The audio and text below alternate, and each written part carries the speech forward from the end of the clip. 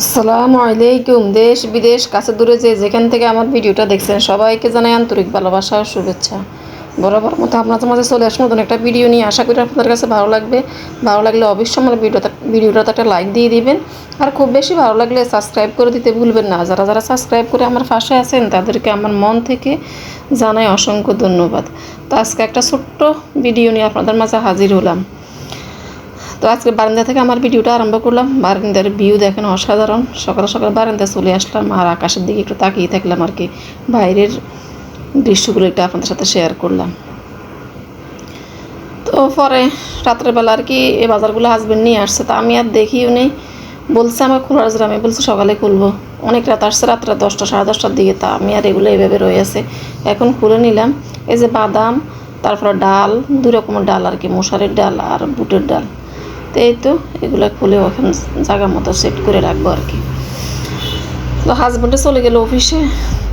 সকালে of camera ধরে নাস্তা পানি খাওয়াই দিছি। যে মেয়ে চলে যাচ্ছে ঘুম থেকে উঠে, মেয়ে নাস্তাও খায়নি, কিছুই খায়নি। ও বলতেছে একটু পানি খেয়েছে। আমি কেন বলতেছে আমি একটু পরে চলে আসতেছি, আমি 1 ঘন্টা আজকে প্রাইভেট পড়বে, এরপরে চলে আসবে বাসায়। তো আমি বলতেছি তারপরে তো তোমার কিছু খেয়ে যাওয়া উচিত ছিল। তো সকালবেলা খেতে চায় না, এটাই আর কি। কেন যে খেতে চায় না জানি না। ও বলতেছে আসি খাবে। তো এখন লিফটের জন্য একটু অপেক্ষা করতেছে। তো এখন চলে যাচ্ছে আর কি। তো আজকে শুধু প্রাইভেট স্কুল নাই, সেই জন্য বলতেছে পরে আসি খাবে আর কি। তো যাক, এরপরে আমি কাজে লেগে গেলাম। তো এখন সকালে কতগুলো দোয়া ফাটলি রয়ে গেছে, এগুলো ধুচ্ছি। তো সকালবেলা তো কাজের শেষ থাকে না, আসলে অনেক কাজ থাকে সকালে আমাদের।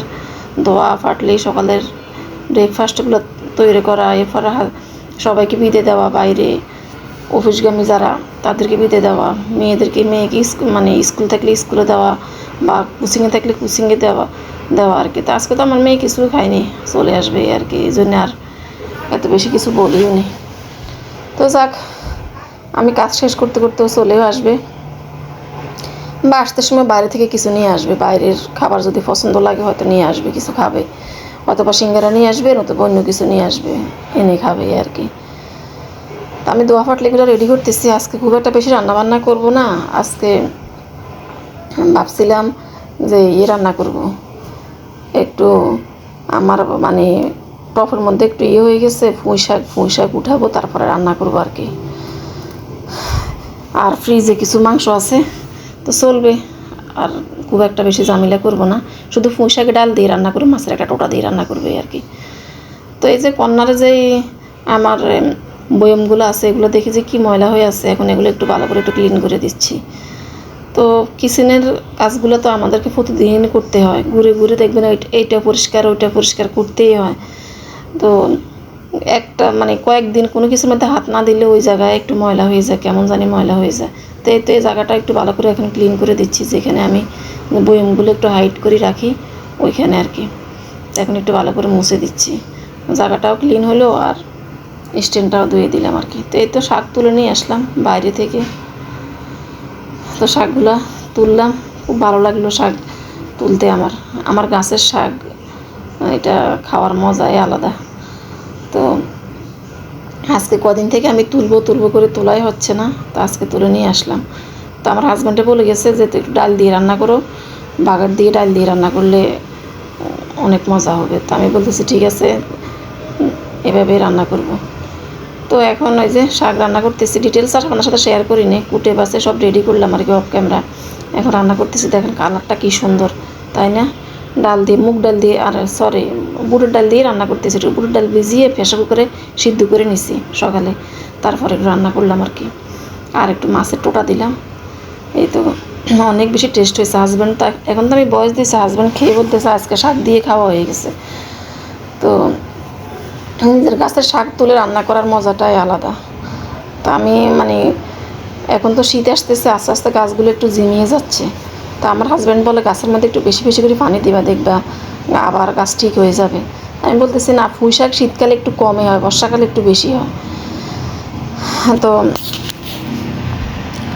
আজকে শুধু পুঁই শাকে রান্না করলাম। আর ফ্রিজে একটু মাংস আছে বক্সে, ওইটা নামিয়ে নিব, মেয়ে আসলে আর কি, মেয়ে সহ খাবো, আমার হাজব্যান্ড সহ রাত্রে খাবো আর কি। দুপুরবেলা আমি শাক দিয়ে খেয়ে নেব। আর আবার একটু বক্তাও আছে, ওইটা নামিয়ে নেব। তো ফ্রিজে টুকটাক সেটা থাকে, কোনটা যে না থাকে এমন না।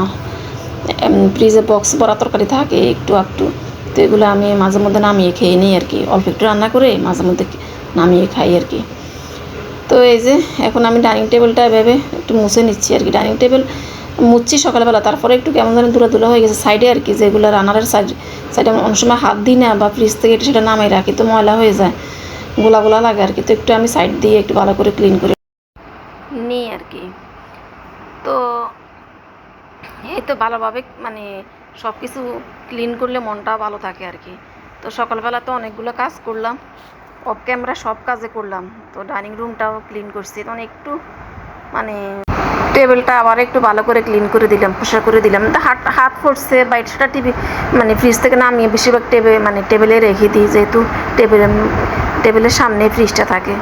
তো এই তো পরে আবার কর্নারটা একটু বাইরে থেকে গাছ আনি একটু সাজিয়ে নিলাম, বেসিংয়ের কর্নারটা। তো ভিডিওটা আজকে এ পর্যন্তই, সবাই ভালো থাকেন, আল্লাহ হাফেজ।